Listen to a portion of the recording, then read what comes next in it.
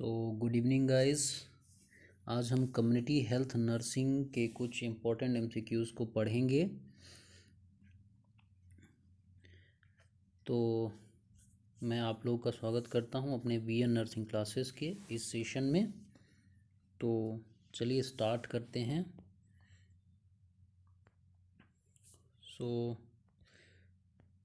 Start करते हैं question number 1। Sorry, यहाँ पे नंबरिंग का थोड़ा सा मिस्टेक है। ओके, तो क्वेश्चन नंबर 1 हम पढ़ते हैं। तो क्वेश्चन है, in a population of 5000 with birth rate of 30:1000 population in children in population 15 children died during first year life. In a year of these 9 dies during first month of life. What is the infant mortality rate in the population? Okay, तो question is क्या है, question में क्या आपको समझ में आ रहा है? तो क्वेश्चन में यहाँ पे क्या बोल रहा है, यहाँ पे जो पॉपुलेशन है उसमें जो बर्थ रेट है 1000 की पॉपुलेशन में 30 जो है बर्थ रेट है, 30 बच्चे 1000 पॉपुलेशन में जन्म ले रहे हैं। ओके फ्रेंड्स, 30 बच्चे, ठीक है। ओके, 5000 पॉपुलेशन में यहाँ आप लोग देख रहे हैं 5000 पॉपुलेशन में कितने, 1000 पॉपुलेशन में 30 बच्चे जन्म रहे हैं, तो 5000 पॉपुलेशन में कितने बच्चे जन्म लेंगे? 150 बच्चे जन्म लेंगे। ओके फ्रेंड्स, क्योंकि 30 को आप जो है 5 से गुणा कर देंगे तो आपको जो है पता चल जाएगा। ओके, 30 गुणे 5 कर देंगे तो 5 5 तिहाई 15, 150 बच्चे जो होंगे, ठीक है। अब यहाँ पे लिखा है कि number of death before 1 year. Okay, number of death before 1 year, 1 साल पहले जो नंबर ऑफ डेथ थी बच्चों की वो 1 ईयर पहले क्या कितनी थी? 15 थी, ठीक है। तो इन्फेंट मोर्टालिटी का जो रेशियो है वो क्या है? उसको कहते हैं IMR, इन्फेंट मोर्टालिटी रेट, ठीक है।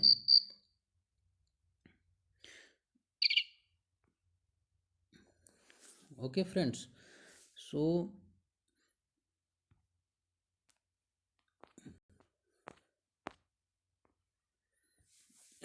इन्फेंट मोर्टालिटी रेट सॉरी, तो यहाँ पे इसको IMR को हम कैसे डिनोट करते हैं? तो number of death of children less than 1 year of age में हमको भाग करना होता है number of live birth in the same year, और उसमें 1000 का इंटू करना है। तो चलिए, हमने IMR कितना 1 ईयर बिफोर किया था? हमने किया था जो है कितना किया था हमने? तो उसमें उस समय हमने किया था, अभी 1 साल पहले कितना इसमें हुआ? 15, ठीक है। और अभी का जो हमारा 5000 पॉपुलेशन के हिसाब से 1000 में अगर 30 बच्चों का बर्थ हो रहा है उसके हिसाब से 150 हुआ। और पिछले साल जो है कितना हुआ? 1 साल में कितने बच्चों का वो हुआ, डेथ हुआ? 15 का हुआ। तो 15 इंटू, क्योंकि बोल रहा है कि नंबर ऑफ डेथ चिल्ड्रेन, जितने बच्चे मरे उससे और जितना बर्थ रेट है उसका भाग देना है, और उसमें 1000 का इंटू करना है। तो अगर आप ऐसा करेंगे तो आपका जो आंसर है इसमें 100 आएगा, और अगर 20 होता तो और कुछ आता आंसर इस तरह से आएगा। तो आप लोग शायद समझ गए हैं इसका आंसर क्या होगा। तो इसका आंसर क्या होगा? इसका आंसर होगा 100, ठीक है। तो यहाँ पे आप लोग ये समझिए कि 5000 पॉपुलेशन में पॉपुलेशन 5000 है, और वहाँ पे जो बर्थ रेट है वो 30 है पर 1000 पॉपुलेशन। तो 5000 की पॉपुलेशन है तो वो 30 इंटू 5 हो जाएगा, तो वो हो जाएगा 150।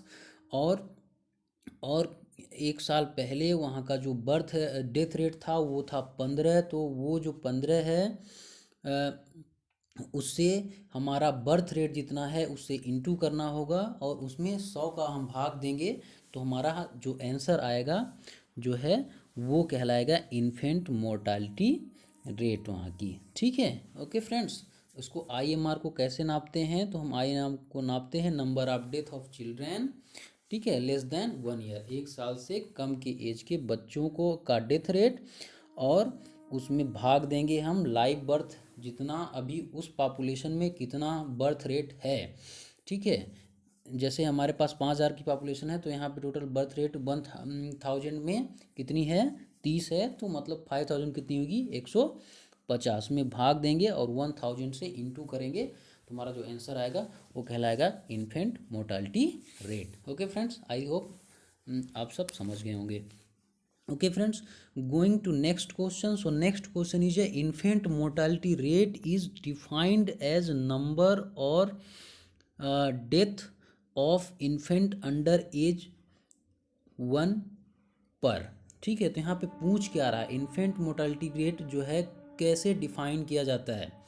ओके फ्रेंड्स, कैसे डिफाइन किया जाता है, कैसे हम जानेंगे कि कौन कौन से बच्चे जो है यहाँ पे बोला number of death, sorry, is defined as number और नंबर या फिर डेथ, ठीक है, ऑफ इन्फेंट्स, कौन बच्चे जो इन्फेंट बच्चे हैं, इन्फेंट बच्चों का जन्म, ठीक है, ऑफ अंडर एज 1 पर, ठीक है, 1 पर। तो मतलब इसमें पूछ रहा है कितने लाइव बर्थ में, तो ऑप्शन है इसमें 1,000 लाइव बर्थ, सॉरी 1,000 बर्थ, दूसरा है 1,000 लाइव बर्थ, तीसरा है 1,000 मिड ईयर पॉपुलेशन, और चौथा ऑप्शन है 1,000 women of reproductive age group. I hope मेरे को ये आंसर आप लोग दे सकते हैं, ठीक है। इसका जवाब क्या होगा, तो इसका जवाब क्या हुआ, 1,000 लाइव बर्थ, क्योंकि अभी हम पहले एक बार इसको क्या कर चुके हैं, पढ़ चुके हैं, ठीक है। तो इसका जो ऑप्शन होगा, option B is a right answer, 1,000 live birth. Okay friends, so going to next question is to achieve net reproductive rate of one, the couple protection rate should be, ठीक है। इसमें क्वेश्चन क्या है, to achieve net reproduction rate, achieve करना है net reproduction rate को, ठीक है, of 1, the couple protection rate should be, तो कपल का प्रोटेक्शन रेट क्या होगा, तो कपल का प्रोटेक्शन रेट होगा 60%, कितना होगा, 60%। Okay friends, going to next, annual under 5 death global reported are, ठीक है, एनुअल अंडर 5 जो डेथ है, 5 साल के अंदर के बच्चों का डेथ है, वो ग्लोबली रिपोर्ट किया गया है, तो कितना, 6 मिलियन, 8 मिलियन, 10 मिलियन या फिर 12 मिलियन, कितना रिपोर्ट किया गया है, तो ये रिपोर्ट किया गया है 6 मिलियन, कितना रिपोर्ट किया गया है friends, 6 million, okay, 6 million report किया गया है। Okay, going to next question, physical quality of life is a consolidated index of, physical quality of life is a consolidated index of, तो ये किस चीज़ का कंसोलिडेटेड इंडेक्स है, फिजिकल क्वालिटी ऑफ लाइफ जो है, option 1 MMR, IMR and life expectancy at age of 5 year, option B है infant mortality rate, life expectancy rate at age 1 and literacy, third option है IMR, MMR and life expectancy rate of at age 14 year, option D है MMR, NRR and life expectancy rate age of 60 year. MMR मतलब maternal mortality rate, IM मतलब infant mortality rate, ठीक है। तो 188 question का जो right answer है वो है इन्फेंट मोर्टालिटी रेट, ठीक है, और life expectancy at age 1 and literacy. Okay, so ये जो है फिजिकल क्वालिटी ऑफ लाइफ को दर्शाता है, उसके इंडेक्स को दर्शाता है, उसके इंडेक्स को कंसोलिडेट करता है, तो ऑप्शन बी जो है इसका क्या है, राइट आंसर है। Okay friends, option B is a right answer.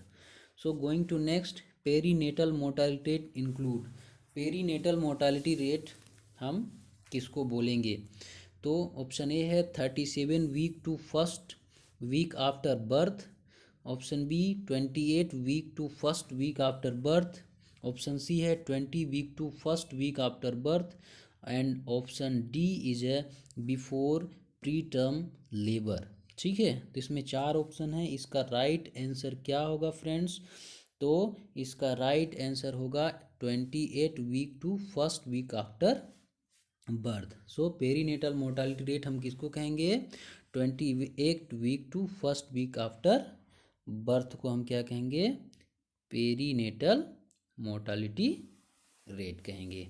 Okay friends, option अब नेक्स्ट क्वेश्चन चलते हैं हम। Stillbirth rate include foetal death after. Stillbirth rate हम किसको कहेंगे, फीटल डेथ के बाद के कितने टाइम को हम कहेंगे।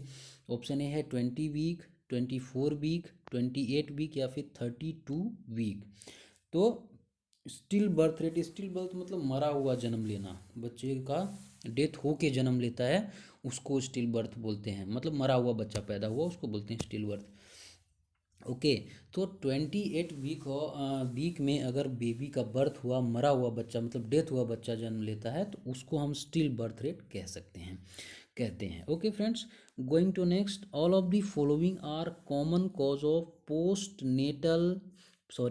Neonatal infant mortality rate in India except. इन सब में जो है कॉज है पोस्ट न्यूनेटल इन्फेंट मोर्टालिटी, मतलब post neonatal infant mortality of India, मतलब जो बच्चे हैं वो जन्म लेने के बाद डेथ होते हैं, ठीक है। इसमें से सारे जो पॉइंट्स हैं वो उसके रीजन हैं एक छोड़ के एक्सेप्ट बोला है। Option 1 is a tetanus, option B is a malnutrition, option C is a diarrhoeal disease and option D is a acute respiratory infection. Okay, तो रेस्पिरेटरी इन्फेक्शन तो शायद है, क्योंकि इससे तो बहुत सारे बच्चे जो है मरते हैं, ठीक है। डायरिया डिसीज़ तो है, इससे भी बहुत बच्चे मरते हैं। माल न्यूट्रिशन से सबसे ज़्यादा मरते हैं। टिटनस, ये टिटनस एक ऑप्शन है जिससे जो कि कॉज नहीं है इन्फेंट मोर्टालिटी रेट के लिए, क्योंकि बच्चों को टीकाकरण वगैरह होते रहता है तो उसमें तो उनको इजली जो है लगते रहता है। और हम जानते भी हैं कि 12 साल से कम के बच्चों को नॉर्मली कुछ चोट वोट लगने पे हम टिटनेस नहीं लगवाते हैं बेसिकली, बट हर जगह का नियम रूल प्रॉपरली आपको पढ़ना है, मैं तो इसमें ऐसे ही थोड़ा सा बोल रहा हूँ। So tetanus is a option which is not main cause of infant mortality. Okay friends, so option A is a right answer. 191 question का ऑप्शन ए जो है क्या है, राइट आंसर होगा। Okay friends, option A is a right answer. Okay, going to next one is, next question है 192 question number. Infant mortality rate is number of infant death per. ठीक है, IMR जो है इसको कैसे हम लोग जो है कैलकुलेट करते हैं, इन्फेंट मोर्टालिटी रेट को हम कैसे कैलकुलेट करते हैं। 1000 total birth, 1000 live birth, 1000 pregnancy या फिर नॉन। तो इन्फेंट मोर्टालिटी रेट को हम कैसे कैलकुलेट करते हैं, तो आई थिंक इसका option B is a right answer. 1000 live birth में जितने बच्चों का डेथ होता है उसको हम कहते हैं इन्फेंट मोर्टालिटी रेट। पहले भी मैं भी आप लोग को समझाया हूँ, ठीक है। Going to next question is है, present IMR in India as per the latest data is. So present IMR जो है वो लेटेस्ट प्रेजेंट डाटा के अनुसार, तो ये मैं करंट का नहीं बता रहा हूँ, ठीक है, लेकिन ये रिलेटेड है। Okay friends, present infant mortality rate Bharat में अभी क्या है लेटेस्ट डाटा के अनुसार, अभी जो भी सर्वे हुआ रहा होगा उस पर, तो उसके अनुसार क्या होना चाहिए, तो 34 पर 1000 लाइव बर्थ। तो इन्फेंट मोर्टालिटी रेट जो था अभी करंट के सर्वे के अनुसार, करंट मीन्स अभी के करंट के सर्वे के अनुसार 34 जो है 1000 लाइव बर्थ, मतलब 1000 बच्चों में 34 बच्चे ऐसे थे जो क्या हो जा रहे थे, डेथ हो जा रहे थे, ठीक है। तो option A is a right answer. 34 पर 1000 live birth is a right answer. So question number next, incidence of chromosomal abnormalities in India is. So chromosomal abnormalities जो है जो बच्चों में होती है, कभी क्लैप क्लिप क्लैप पैरेट, कभी उसका एबनॉर्मल बच्चों का बॉडी स्ट्रक्चर इस टाइप का, किसी के 2 हाथ 4 हाथ वाले ऐसे बच्चे पैदा होते हैं जिनको किसी न किसी तरह की कमी शरीर के अंदर रहती है, या फिर यूरिन के लिए स्पेस नहीं होता, स्टूल के लिए स्पेस नहीं होता शरीर में से, ओपनिंग नहीं होती है, किसी का नाक नहीं होता, ऐसे कुछ इस तरह की जो एबनॉर्मलिटीज़ हैं उसको हम क्रोमोसोमल एबनॉर्मलिटीज़ कहते हैं। और भी कई तरह की होते हैं, तो उसको भी डीप हम लोग डिस्कस करेंगे। तो इसमें ऑप्शन ए है 1 to 2 पर 1000 लाइव बर्थ, ऑप्शन बी है 2 to 3 पर 1000 लाइव बर्थ, ऑप्शन सी है 5 to 6 पर 1000 live birth, and option D है 8 to 9 पर 1000 लाइव बर्थ। सो इसके चार ऑप्शन हैं, इसमें से कौन सा ऑप्शन सही होगा? तो option C is a right answer, 5 to 6 पर 1000 लाइव बर्थ। तो 1000 में 5 से 6 बच्चे ऐसे होते हैं जो क्रोमोजोमल एबनॉर्मलिटी उनके अंदर जो है रहती हमारे देश में। ओके फ्रेंड्स, तो अभी हमने इतना क्वेश्चन पढ़ा, अब चलते हैं नेक्स्ट क्वेश्चन की ओर। इसको आप लोग रिवाइज जरूर कीजिएगा। ओके, सो नेक्स्ट क्वेश्चन क्या है? Degree of freedom for 2x2 contingency table is. ठीक है, 2x2 degree of freedom, 2x2 contingency table के अनुसार डिग्री ऑफ फ्रीडम क्या है? तो इसका ऑप्शन है A1, B0, C2 और D4। इसको हम डीप से पढ़ेंगे, 2x2 contingency freedom degree of freedom क्या है, इसको हम डीप में समझेंगे नेक्स्ट क्लास में। Okay friends, so option A is a right answer, इसका आंसर क्या होगा? 1। ओके, नेक्स्ट क्वेश्चन इज है chi square test is for CHI। Chi square test जो है ये किसके लिए होता है? तो option 1 is a standard error of mean, option B standard error of proportion, option C is a difference between population mean, and option D is a difference between population proportion. Okay, so chi square test आप लोगों ने research में पढ़ा होगा, तो ये भी एक इम्पॉर्टेंट क्वेश्चन है हमारे कम्युनिटी हेल्थ नर्सिंग के लिए। डेमोग्राफी वगैरह इस समय हम एपिडेमियोलॉजी में हमको बेसिकली ये सब देखने को मिलता है, एपिडेमियोलॉजिकल क्वेश्चन ही है ये सब। ओके, सो इसका जो राइट आंसर है वो क्या है? तो वो है difference between population proportion. Okay, population proportion को डिफ्रेंशिएट करने के लिए हम काई स्क्वायर टेस्ट जो है करते हैं। ओके, इसको भी हम लोग डिस्कस करेंगे डीप में। Okay friends, going to next, not required for chi square test. Okay, तो ये कब रिक्वायर्ड नहीं होता है काई स्क्वायर टेस्ट? तो ऑप्शन 1 इज नल हाइपोथेसिस हो तब, option B degree of freedom हो तब, मीन्स ऑफ डिफरेंट ग्रुप हो तब, या फिर प्रपोर्शन इन डिफरेंट ग्रुप हो तब।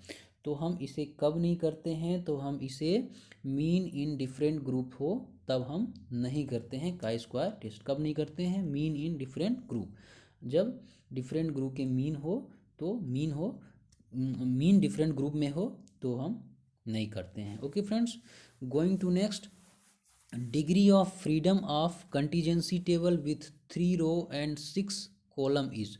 Degree of freedom of contingency table के अंदर 3 रो और 6 कॉलम हो तो उसे हम क्या बोलें?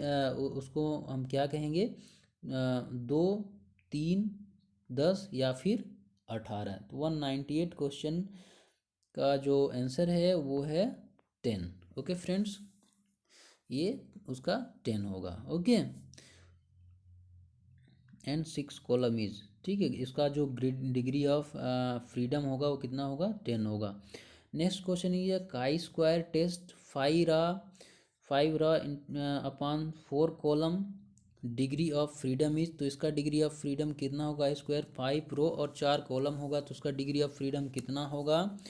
तो इसका डिग्री ऑफ फ्रीडम होगा 12। ओके, कैसे निकालते हैं अभी हम डीप में एक बार डिस्कस कर लेंगे। Okay, going to next question is if the distribution of intraocular pressure seen in 100 glaucoma patient has an average 30 mm with a ST of 1.0, what is the lower limit of average IUP that can be expected 95% of time? Option A is a 29, option B is a 26, option C is a 32 and option D is a 259। Intraocular pressure के बारे में इसमें बोला गया है, intraocular pressure जो है 100 जो है ग्लूकोमा पेशेंट में देखा गया है और एवरेज ये 30 mm जो है रहता है। ठीक है, यहाँ पे ऐसा बोला है, तो उसमें हम कितना एक्सपेक्ट कर सकते हैं? ठीक है, तो इसका जो इसमें बोल रहा है patient has an average 30 mm with ST of 1.0। Okay, तो इसमें फिर आगे बोला है what is the lower limit, मतलब लोअर लिमिट एवरेज आईओपी का कितना एक्सपेक्ट कर सकते हैं 95, मतलब मोस्ट ऑफ टाइम। ओके, तो ऑप्शन के अनुसार इसका राइट आंसर क्या होगा, तो इसका राइट आंसर होगा 29। लोअर लिमिट में हम कम से कम इसको 29 जो है एक्सपेक्ट कर सकते हैं ग्लूकोमा पेशेंट के अंदर में। Okay, going to next, what is the best distribution to study the daily admission of head injury patient in trauma care centre. Okay, so best distribution to study of daily admission of head injury patient in trauma care centre में option है normal distribution, binomial distribution, uniform distribution या फिर position distribution. तो इसमें क्या distribution होगा, तो इसमें होगा Poisson distribution. Okay, option next question चलते हैं, in the left skewed curve true statement is. Okay, तो option 1 is mean equal to median. Okay, इसका जो राइट आंसर होगा, डायरेक्ट आंसर पे चलते हैं, जल्दी जल्दी कंप्लीट करते हैं। इसका आंसर होगा option B is a right answer. ठीक है, option B is a right answer. Okay friends, going to next, for a negatively skewed data mean will be. Okay, so next question is for a negatively skewed data mean will be. तो इसका जो right answer होगा वो इसका जो right answer होगा वो क्या होगा, less than median. Option A is a right answer. Question number next चलते हैं, confidence limit is calculated by using. Okay, confidence limit is calculated by using, किसके यूज से कॉन्फिडेंस लिमिट को कैलकुलेट किया जाता है। तो ऑप्शन इसका राइट आंसर क्या होगा, तो इसका राइट आंसर होगा median. Okay, median is a right answer. Confidence limit जो है कैलकुलेट किया जाता है मीडियन के द्वारा। नेक्स्ट क्वेश्चन है, a child weight for height is more than 2 SD of mean and his height for age is less than 2 SD of mean, he is classified as. तो वो इसका जो राइट आंसर है वो क्या है, उसका राइट आंसर है स्टंटेड। ठीक है, स्टंटेड, STUNTED, स्टंटेड वो क्लासिफाइड होगा। Okay friends, going to next, option B is इसका जो है ऑप्शन बी राइट आंसर है। Okay, going to next question, in WHO road to health chart upper and lower limit of represent. Okay, WHO के हिसाब से road to health chart जो है अपर और लोअर लिमिट क्या रिप्रेजेंट करता है। ओके, तो इसका जो अपर एंड लोअर लिमिट है वो रिप्रेजेंट करता है 50% for boys and 30% of girls. Okay, इसका जो चार्ट है अपर और लोअर लिमिट जो है ये डिनोट करता है कि 50% जो है बॉयज़ और 30% जो है गर्ल हैं। ओके, सॉरी 3% जो है वो गर्ल हैं। Okay, option B is a right answer. Next question is the if the birth weight of each of the 10 babies born in hospitals in a day in is found to be 2.8 kg, then the standard deviation of this sample will be। Okay friends, इसमें बोला जा रहा है कि if the birth weight of each 10 babies, 10 बच्चे hospital में एक दिन में जन्म ले रहे हैं और वो जो है 2.8 kg के अप्रोक्स जो है हो रहे हैं, तो इसका स्टैंडर्ड डेविएशन मतलब कितना होगा। ओके, तो इसका स्टैंडर्ड डेविएशन क्या होगा, 0 होगा। ओके, ओके फ्रेंड्स, इसका स्टैंडर्ड डेविएशन 0 होगा। Option B is a right answer. Next question is a most reliable measure to central tendency in a normally contributed data. Most reliable measure क्या है central tendency का। Okay, data contribution के लिए तो क्या है, mean is a most reliable measure है central tendency को नापने के लिए।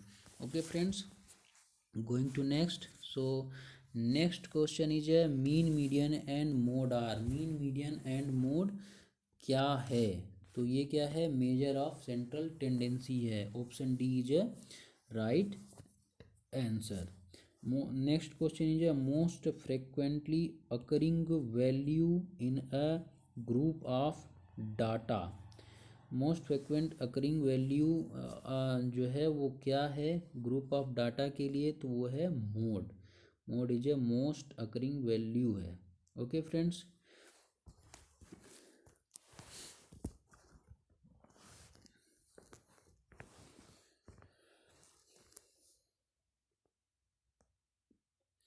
so going to next, which type of variable social class is if it has four categories, first to five, and class 1 to 1 is the highest social class and class 5 is the lowest। इसमें बोला गया है, क्या बोला गया? विच type of variable social class is if it has four categories. इसमें जो है चार कैटेगरीज हैं, 1 to 5, और फर्स्ट जो है वो हायर है और जो 5 है वो क्या है? लोएस्ट क्लास है। तो ये किस तरह का वेरिएबल कहलाएगा? ओके फ्रेंड्स, तो ये कहलाएगा ऑर्डिनल। ओके, क्या कहलाएगा? Ordinal. C is a right answer. C option is a right answer. So next question is a physician after examining a group of patient of certain disease classifies the condition of each one as normal, mid, moderate or severe. Which one of the following is the scale of measurement that is being adopted for classification of the disease condition? Okay, इसमें जो है condition को जो है divide किया गया है, normal, फिर माइल्ड, फिर मॉडरेट और सीवियर। इसको किस चीज़ में मतलब क्लासीफाई किया गया है करते हैं कंडीशन को? तो ऑप्शन ए है नॉर्मल, इंटरवल, रेशियो या फिर ऑर्डिनल। मतलब ऐसे चार ऑप्शन दिया है। ओके, तो इसका राइट ऑप्शन क्या है? ऑर्डिनल। क्योंकि हम देख रहे हैं ये डॉक्टर जो है वो डिवाइड कर रहा है नॉर्मल, माइल्ड, मॉडरेट, सीवियर, ठीक है। ओके, और क्या डिवाइड कर रहा है? इंटरवल। इस तरह से ऑर्डिनल ऐसे डिवाइड कर रहा है। ये सॉरी यहाँ पे। तो ये जो ऑप्शन है, ऑप्शन डी है राइट आंसर। ऑर्डिनल जो है इसका राइट आंसर होगा, क्योंकि डॉक्टर ने क्या किया है? नॉर्मल, माइल्ड, मॉडरेट और सीवियर इस तरह से पेशेंट को कैटेगराइज किया है उसकी कंडीशन को देखते हुए। ओके फ्रेंड्स, सो इसका ऑप्शन डी जो होगा वो क्या होगा? राइट आंसर होगा। नेक्स्ट क्वेश्चन चलते हैं। In a study of following interpretation are obtained satisfied, very satisfied, dissatisfied, which type of scale is this? ठीक है, इसमें ये बोला गया है कि स्टडी है उसमें इंटरप्रिटेशन ऑब्टेन किया गया है, जैसे कि सेटिस्फाइड, ओके, और वेरी सेटिस्फाइड, फिर डिससेटिस्फाइड। तो इसको हम क्या कहेंगे? नॉर्मल कहेंगे, सॉरी नॉमिनल कहेंगे, ऑर्डिनल कहेंगे, या इंटरवल कहेंगे, या फिर रेशियो कहेंगे? क्या कहेंगे? तो इसको भी हम क्या कहेंगे? ऑर्डिनल कहेंगे, क्योंकि इसमें भी ऑर्डर में दिया हुआ है, सेटिस्फाइड, डिससेटिस्फाइड, अनसेटिस्फाइड, इस टाइप का। ओके, नेक्स्ट क्वेश्चन चलते हैं। तो ऑप्शन इस क्वेश्चन का जो आंसर है वो क्या है? Ordinal. Option B is a right answer. Next question चलते हैं। All of the following are example of nominal scale except. इसमें बोला गया है कि सब ऑप्शन जो है नॉमिनल स्केल के हैं, एक को छोड़ के। तो ऑप्शन है रेस, बी सेक्स, सी बॉडी वेट, डी ऑक्यूपेशन। इसमें से एक जो है नहीं है नॉमिनल स्केल का ऑप्शन। ओके, तो इसमें जो है बॉडी वेट जो है वो नॉमिनल स्केल के अंदर में नहीं आता है। रेस, सेक्स और ऑक्यूपेशन आता है। ओके, नेक्स्ट क्वेश्चन चलते हैं। Histogram is use to present which kind of data? Histogram किस तरह के डाटा को रिप्रेजेंट करने के लिए यूज किया जाता है? तो वो यूज किया जाता है कंटिन्यूअस डाटा के लिए। ठीक है, किसके लिए? कंटिन्यूअस डाटा को रिप्रेजेंट के लिए यूज करने के लिए यूज हो जाता है। नेक्स्ट क्वेश्चन चलते हैं, the best graphic representation of frequency distribution of data gathered of a continuous variable is. इसमें बोला गया है कि the best graphic representation data के रिप्रेजेंटेशन के लिए जो कंटिन्यूस वेरिएबल हो उसके लिए कौन सा यूज हो सकता है। तो पहला है सिंपल बार, हिस्टोग्राम, नेक्स्ट है लाइन डायग्राम, नेक्स्ट है मल्टीपल बार। इसका सही जो आंसर है वो क्या है, इसका सही आंसर है हिस्टोग्राम जो है ग्राफिकल रिप्रेजेंटेशन के लिए ग्राफिकल रिप्रेजेंटेशन फ्रीक्वेंसी डिस्ट्रीब्यूशन के लिए बेस्ट जो है ग्राफ होगा, ठीक है, हिस्टोग्राम। नेक्स्ट क्वेश्चन चलते हैं, trends can be represented by, trends को कैसे रिप्रेजेंट करते हैं, स्कैटर डायग्राम से, बार डायग्राम से, लाइन डायग्राम से, या फिर पाई चार्ट से। तो इसको हम रिप्रेजेंट करते हैं लाइन डायग्राम से। Okay friends, going to next. So next question is a clinic, ये इम्यूनाइजेशन से क्वेश्चन है, बस एक ही क्वेश्चन पढ़ाऊंगा, उसके बाद नेक्स्ट हम लोग नेक्स्ट क्लास में इम्यूनाइजेशन संबंधित क्वेश्चन नेक्स्ट क्लास पढ़ेंगे। ये एक्चुअली कम्युनिटी हेल्थ नर्सिंग में हम एपिडेमियोलॉजी पढ़ रहे हैं, और ये आपको कम समझ में आएगा क्योंकि ये रिसर्च का पार्ट है। तो जब हम रिसर्च में मीन मीडियन मोड वगैरह पढ़ेंगे थोड़ा लंबा हो जाता है, तो उसी में हमको ये ग्राफिक वगैरह ये सब चीज़ें अच्छे से क्लियर होंगी। ओके फ्रेंड्स, तो क्योंकि एपिडेमियोलॉजी में हम इसमें भी थोड़ा बहुत रिसर्च का रहता है, लेकिन उससे जब रिसर्च पढ़ लेते हैं तब हम एपिडेमियोलॉजी भी अच्छे से समझ में आने लगता है हमको। ओके फ्रेंड्स, तो इसमें जो एक क्वेश्चन है इसको पढ़ लेते हैं, उसके बाद जब हम नेक्स्ट क्लास में पढ़ेंगे तो इम्यूनाइजेशन का और भी क्वेश्चन पढ़ेंगे। एक क्वेश्चन बस देख लेते हैं। ओके, इसका आंसर आप लोग मुझे जो है कमेंट बॉक्स में बताएंगे। सो क्वेश्चन है, a clinic nurse prepare to administer an MMR measles mumps rubella vaccine to a 5-year-old. The nurse administered this vaccine. एक 5 साल का बच्चा है, उसको MMR जो है वैक्सीन देना है, तो नर्स उसको कहाँ पे देगी। ठीक है, ऑप्शन है intramuscular in anterior lateral aspect of thigh, ठीक है, इंट्रामस्कुलर देगी, मसल में देगी, और कहाँ की मसल में देगी, तो थाई के एंटीरियो लेटरल एस्पेक्ट में देगी, ऑप्शन 1। ऑप्शन बी है इंट्रामस्कुलर इन डेल्टोइड मसल, ऑप्शन सी है subcutaneously in outer aspect of upper arm, या फिर option D subcutaneously in the gluteal muscle. Okay friends, तो इसका जो राइट आंसर है वो आप लोग मुझे कमेंट बॉक्स में देंगे। ओके फ्रेंड्स, ओके, आज के लिए बस इतना ही। अगर वीडियो पसंद आया है तो लाइक, सब्सक्राइब और कमेंट करें। Okay friends, thank you, bye bye.